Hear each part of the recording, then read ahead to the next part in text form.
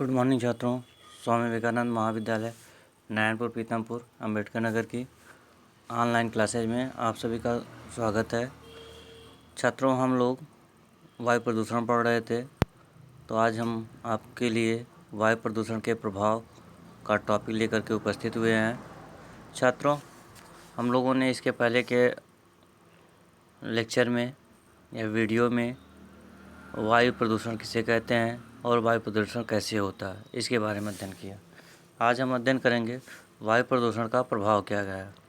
तो वायु प्रदूषण का जो प्रभाव की चर्चा की गई है, इसमें मानव पर प्रभाव पड़ता है। मानव पर कौन कौन सा इफेक्ट पड़ता है? Effect on man. तो इफेक्ट ऑन मैन में वायु प्रदूषण से मनुष्य पर निम्नलिखित प्रभाव पड़ते हैं। निम्नलिखित में नीचे दिए गए हैं। जैसे वायु प्रदूषण में अगर नाइट्रोजन की मात्रा अधिक है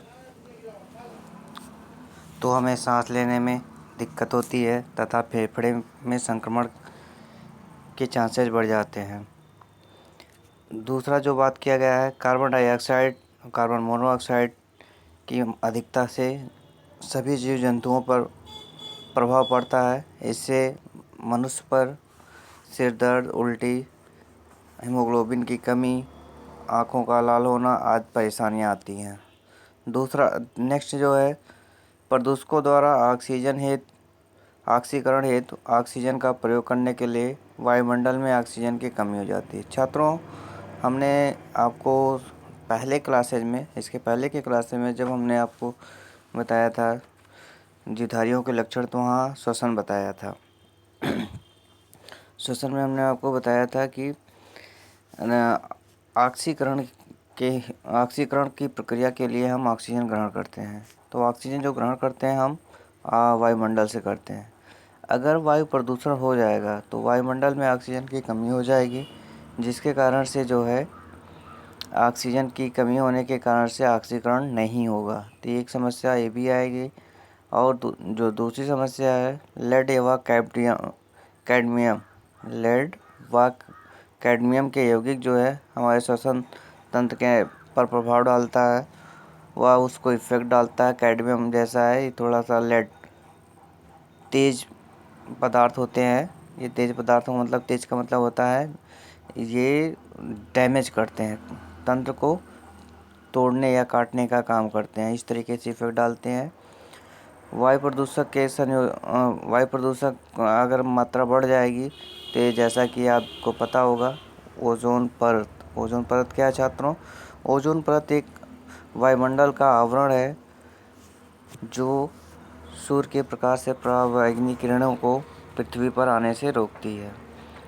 आज के समय में, जैसा कि लॉकडाउन के समय में ओजोन परत में होल हो रहा था इसके पहले, लेकिन लॉकडाउन से ओजोन परत का जो होल है वो बंद हो जा रहा है। तो अगर वायु प्रदूषण की मात्रा बढ़ेगी तो वो ओजोन परत का हरासमेंट होगा और यह आँख, कान, नाक में जलन पैदा करेगा। कच्चे तेल के शोधन में जो भी गंधक पदार्थ हैं वो समुद्री जीवों में खतरा उत्पन्न होता है। सल्फर डाइऑक्साइड, कार्बन डाइऑक्साइड, ये दोनों अम्लीय वर्षा कराते हैं। और कार्बन मोनोऑक्साइड श्वसन प्रक्रिया को रोकता है। और सिगरेट धुएं, यहाँ वायु प्रदूषण से तात्पर्य है सिगरेट और बीड़ी के धुआं है, वो कैंसरजनक होता है, प्रोटॉन को जीन जैसा होता है। ये सब जो है डालते हैं। यहाँ तक मनुष्य का जो मलमूत्र से वायु दुर्गंध होती है वह पूरे वातावरण में फैल जाती है। तो इस प्रकार मनुष्य पर इसका प्रभाव था। वनस्पतियों पर इसका प्रभाव जो है, पौधों में, जैसा कि पौधों के बारे में बताया गया है, क्लोरोफिल पाया जाता है। क्लोरोफिल है वो क्लोरोसिस हो जाता है। क्लोरोसिस किसे कहा जाता है? क्लोरोफिल के अणुओं के टूटने की प्रक्रिया को क्लोरोसिस कहा जाता है। तो वायु प्रदूषण के कारण से पौधों की पत्तियां का जो हरा रंग है वो नष्ट होने लगता है, उसके टिश्यूज डैमेज होने लगते हैं। अगर पौधे की पत्तियां नष्ट हो जाएंगी तो पौधा जीवित नहीं रहेगा। इसमें आर्सेनिक यौगिक का नाम लिया गया है, या जो पौधे में विषाक्त भोजन बनाता है जिससे पौधा भी सूख जाता है। और ओजोन परत में अगर क्या कहते हैं पतली हो जाएगी वायु प्रदूषण के कारण, तो जो वनस्पतियाँ होती हैं उसमें पाया जाता है खम्भ ऊतक, ये नष्ट होने लगते हैं। साथ साथ जो छोटे पौधे होते हैं वो मुरझाने लगते हैं, छोटे फलों का जो आकार है वो छोटा होने लगता है। पत्तियां भी जो उनका विलगन का समय है, मतलब पत्तियों का पौधे से अलग होने की प्रक्रिया को विलगन कहा जाता है।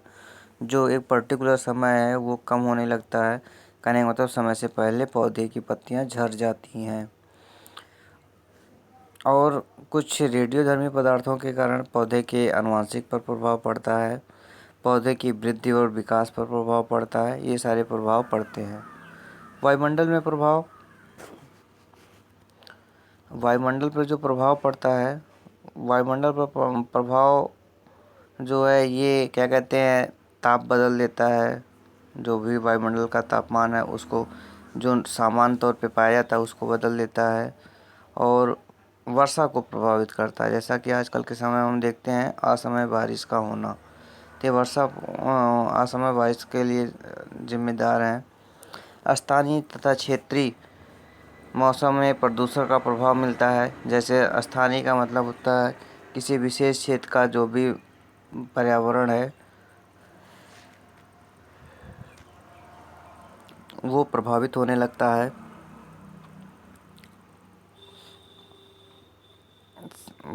जो क्या कहते हैं हमारे गांव या शहर में जो घर हैं वो वायु प्रदूषण के ऊष्मा को ग्रहण कर लेते हैं, जिससे जो है कमरे और घर गर्म रहते हैं। और क्या कहते हैं जो वर्षा का समय है उसमें परिवर्तन देखने को मिलता है। जंगलों में आग लग जाने की प्रक्रिया जैसे मिलती है, ये सारी प्रक्रियाएं देखने को मिलती हैं। इसके बाद दृश्यता पर प्रभाव की बात किया गया है। वायुमंडल में प्रदूषकों की उपस्थिति प्रकाश किरणों की प्रकीर्णन करता है। प्रदूषक की मात्रा होती है वह जो सूर्य का प्रकाश है जो सीधे पृथ्वी पर जिसको आना चाहिए था, वह वायु प्रदूषण के कारण वो दूसरी दिशा में चले जाते हैं, जिससे पृथ्वी पर दृश्यता कम हो जाती है, जिसके कारण से लोगों को विभिन्न प्रकार के वस्तुओं में देखने में समस्या आती है। और जलवायु पर प्रभाव क्या करता है, या जलवायु पर तापमान की वृद्धि करता है, जिसके कारण से जो भी जलवायु का नियत तिथि है या उसमें परिवर्तन करने में सक्षम हो जाता है। तो बहुत बड़ा इफेक्ट है वायु प्रदूषण का। 3 पॉइंट से हमने इसको समझने का प्रयास किया है। ये इफ़ेक्टिव है, बहुत ही हार्मफुल है। ऐसे तो प्रदूषण सारे हार्मफुल हैं, लेकिन सबसे ज़्यादा प्रभाव जो डाल रहा है वायुमंडल ही डाल रहा है। ठीक है, इस प्रकार के ये हो गया वायु प्रदूषण के प्रभाव। छात्रों, अब हम नेक्स्ट पॉइंट पढ़ते हैं, रोकने का उपाय। वायु प्रदूषण को रोकने का उपाय ये कैसे करेंगे? वायु प्रदूषण की अगर समस्या है तो उसको कैसे रोकेंगे? तो जैसा कि यहाँ बताया गया है, देख रहे हैं, पॉइंट को देखते रहिएगा। जैसे कि बताया गया है, स्वचालित जो वाहन हैं उनसे निकलने वाले धुएं को जो है ऐसा डिवाइस बनाया जाए कि कम से कम धुएं निकलें। डीजल ईंधन में कुछ ऐसे पदार्थ मिलाए जाएं जिससे उससे कम मात्रा में कार्बन निकले, और कुछ ऐसे उत्प्रेरक का प्रयोग किया जाए जिससे जो उत्सर्जित पदार्थ हैं उनकी मात्रा कम से कम हो जाए। जितने भी कल कारखाने हैं, जितने उद्योग हैं, उद्योग को नगर से दूर स्थापित करना चाहिए। चिमनियों के में स्थिर विद्युत आवेश का प्रयोग करना चाहिए। चिमनियों में स्थिर विद्युत आवेश का प्रयोग करना चाहिए। कोयला चालित संयंत्रों को बंद करके ऊर्जा के दूसरे स्रोतों को अपनाया जाना चाहिए। ज़्यादा पुराने वाहनों को चलाने पे रोक लगाना चाहिए। ये तमाम चीज़ें आप लोग इसमें देख रहे हैं, ठीक है। सड़कों के दोनों तरफ वृक्षारोपण करना चाहिए। वायु प्रदूषण से बचना है तो हमें अधिक से अधिक पौधे को लगाना होगा, तभी हम वायु प्रदूषण से बच सकते हैं। तो इसके रोकने के कुछ उपाय थे। ये छात्रों एक बहुत इम्पोर्टेंट पॉइंट है ये। पौधे पर मुख्य प्रभाव तथा जांचे गए प्रदूषक प्रभाव। एक सारणी है, सारणी को याद कर लीजिएगा, ये कंपटीशन के दृष्टिकोण से बहुत इम्पोर्टेंट है। जैसे प्रदूषक सूचक पौधे, पर्यावरण में जो एयर पोल्यूशन है, वायु प्रदूषण है, उसमें ये 3 पौधों का नाम लिया गया है, बरगद, चीड़, जीनिया। ये 3 पौधे हमारा वायुमंडल प्रदूषित है या नहीं, इस बात का मैसेज हमको देता है। जिससे होता क्या है, इन पौधों की पत्तियां जो होती हैं किनारे की सिराएं के मध्य हल्के चकत्ते दिखाई पड़ने लगते हैं, ठीक है। इन पौधों की जो भी पत्तियां होगी किनारे की तरफ हल्के चकत्ते दिखाई पड़ने लगते हैं, जिससे पौधे की पत्तियां सूखने लगती हैं। तो ये बताती है कि वायुमंडल प्रदूषित है। उसमें क्या ऐसा वायुमंडल प्रदूषण में कौन सा मात्रा है? Sulphur dioxide. अगर वायु प्रदूषण में सल्फर डाइऑक्साइड की मात्रा अधिक हो रही है तो बरगद, चीड़, जीनिया के पौधे की पत्तियों का जो किनारे वाला भाग है वो चकत्तेदार हो जाएगा तथा सूख जाएगा, ठीक है। इसी प्रकार से दूसरा दिया गया है, अगर हाइड्रोजन फ्लोराइड की मात्रा वातावरण में ज़्यादा हो रहा है तो ग्लेशियोलस व चीड़ की पत्तियां का जो ऊपरी किनारा है वो डेथ कर जाती हैं। इसी प्रकार सल्फर डाइऑक्साइड में लाइकेन तथा मांस, इनकी जो वृद्धि होती है एक रुक जाती है। और अगर ओजोन लेयर की मात्रा कम हो रही है तो साल्विया, डहेलिया और चीड़ की ऊपरी सतह जो होती है, पत्ती की ऊपरी सतह लाल व भूरी अथवा सफ़ेद चकत्ते पड़ने लगते हैं, ठीक है। ये बहुत इम्पोर्टेंट है लास्ट वाला, इसको ज़रूर आप नोट कर लीजिएगा और सारी चीज़ें जनरल चीज़ें पढ़ लीजिएगा। Okay, thank you. फिर मिलते हैं नेक्स्ट क्लासेज में।